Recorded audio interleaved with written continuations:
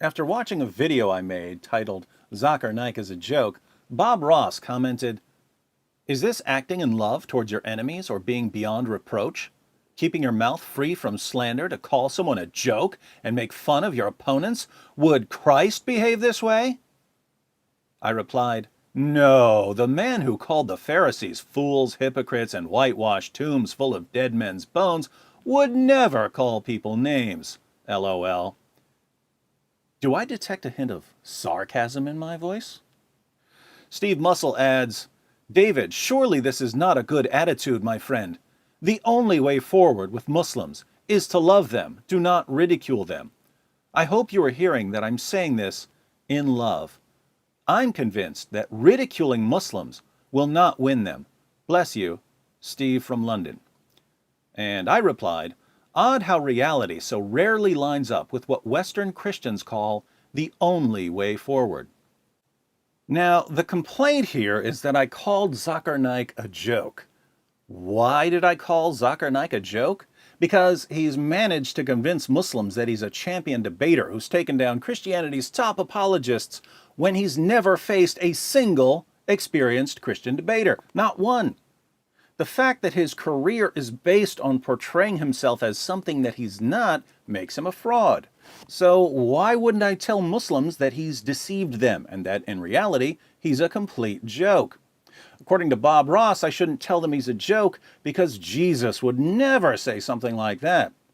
As my comment suggests, I have no clue what Jesus Bob Ross is reading about. There were hypocritical religious leaders like Naik in the time of Jesus, and Jesus told them exactly what they were. So appealing to Jesus won't work here. What else is there?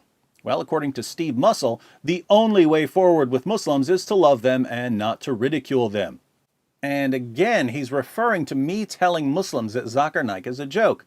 Notice that ridiculing Zakir Naik is the opposite of loving Muslims, according to Steve. I disagree completely. I regard ridicule in the appropriate circumstances as an incredibly loving act. When Jesus ridiculed the Pharisees, was he being unloving? According to Steve Muscle, he was, but I think Jesus was telling the Pharisees exactly what they needed to hear. Sadly, many Western Christians just won't listen to reason, so all I can do is testify. Or, even better, let a bunch of former Muslims testify. Name omitted because the penalty for leaving Islam is death writes, "Hi, David. I'm name omitted because the penalty for leaving Islam is death. I live in Turkey, also raised, and through grace I am a newborn Christian. You have shaken Islam, proving it wrong, proving that Jesus is the way. I would love to save my family and friends and all of Turkey so that they may be born again. I want to give you a salutation of respect and thankfulness. Without you, I would still be lost in the darkness of Islam. But through grace and through your preaching, I am born again. Thank you so, so much, my wonderful friend." Name omitted because the penalty for leaving Islam is death writes, "David, I'm sure you're familiar with me by now. You've commented on my previous comments on a few of your videos, but it didn't go that well. As a Muslim from birth, I found your channel through a friend of mine who happened to be an atheist. I constantly refuted your videos, saying, Muhammad never did this, Islam is not like this and that. But I couldn't refute you with any rational approaches. After watching a few of your videos, my faith in Islam weakened, and by God, this weakening truly broke the chains of Islam that surrounded me, and I proclaimed with my tongue, this religion is nothing more than a religion that was inspired by Satan himself. So, proudly and joyfully, I left Islam about 4 to 5 days ago. I'm currently in the process of telling my parents, or telling my siblings, or my Muslim friends, but I fear the worst. The penalty is death, but here in the West, it's most likely a brutal beating. Nonetheless, I've been actively visiting a Presbyterian church, and they've been a great help to me. I expect myself to be baptized very soon. The love of Christ was with me from birth, but I was brainwashed to reject his love. My brother, thank you for the great amount of knowledge you send to people about the true fruit of Islam. I'm a supporter of what you do, and I plan to speak out against Islam, such as yourself, soon. I cannot express more gratitude and joy, but thank you, David, sincerely." Name omitted because the penalty for leaving Islam is death writes, I now know that Muhammad was a false prophet. David Wood has opened my eyes to the truth about Islam. Name omitted because the penalty for leaving Islam is death writes, Hello David, I'm an ex-Muslim and I accepted Jesus last week. I saw your videos a few months ago and they showed me the truth. Name omitted because the penalty for leaving Islam is death writes, David, your videos have helped many Muslims to know about Christ, including me. Many former Muslims are grateful for you. Name omitted because the penalty for leaving Islam is death writes, Well, thank you for playing a major part in my decision to leave Islam, but now what? Every day is like hell for me here, being secretly an ex-Muslim. I live in Saudi, the most extreme Islamist country in the world, where I can literally get executed for writing this comment. I can't get out of here. I legit feel my life has taken a turn to the worst. It's been really tough to pretend and to live my life wearing a mask every day. I'm feeling depressed. I wasted most of my life trying to be a good Muslim, and after I discovered the truth, I feel I'm imprisoned here. What do I do? I don't want to commit suicide, however appealing that idea sounds to me right now. I haven't been reading my responses in this video, but this is an important one. I say, Hi brother, things may be rough now, but we're the first generation of non-Muslims who can successfully deal with Islam as an ideology on a large scale. Until very recently, non-Muslims didn't have access to Islam's most trusted sources to use them against Islam, and Muslim leaders could keep Muslims insulated from criticisms against Islam. But all of the major Islamic sources have now been translated, and we can reach anyone with internet access. Since Islam simply cannot withstand criticism, Islam is going to crumble. You get to sit back and watch. As for what you should do now, here's the gospel. Name omitted because the penalty for leaving Islam is death writes, Thank you, David. You reached me through YouTube. We were lied to at Muslim schools and misled. I am very grateful to you. Name omitted because the penalty for leaving Islam is death writes, I always watched Zakir Naik videos. I thought whatever he said was truth.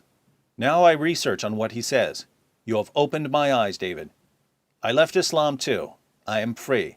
I am Indian, so I can do anything I like. You are doing a good job.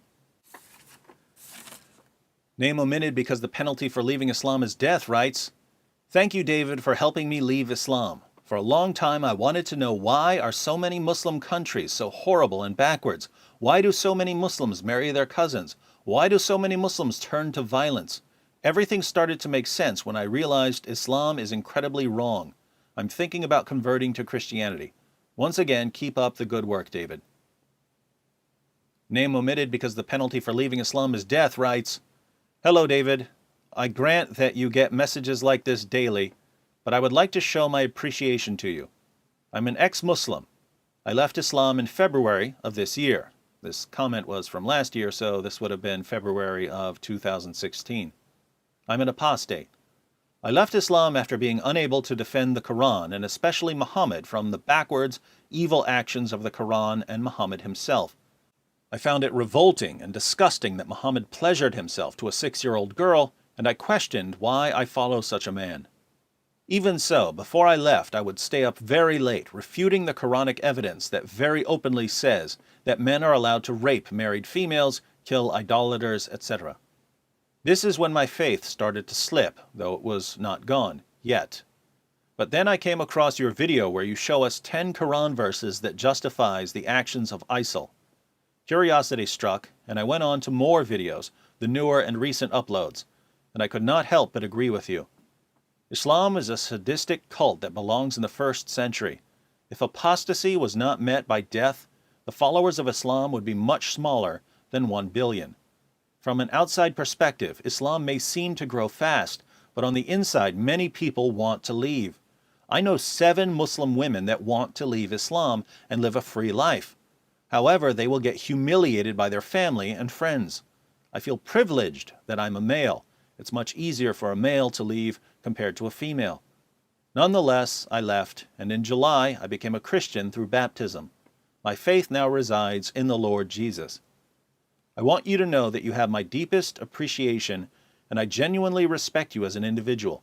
I say to you, thank you for opening my eyes and the eyes of many. I was blind, but you took off the blindfold. Cheers, David. So, we've got former Muslims telling us one thing about how to reach Muslims, and Western Christians telling us something completely different. Whom should we listen to? I don't know about you, but I'm going with the former Muslims.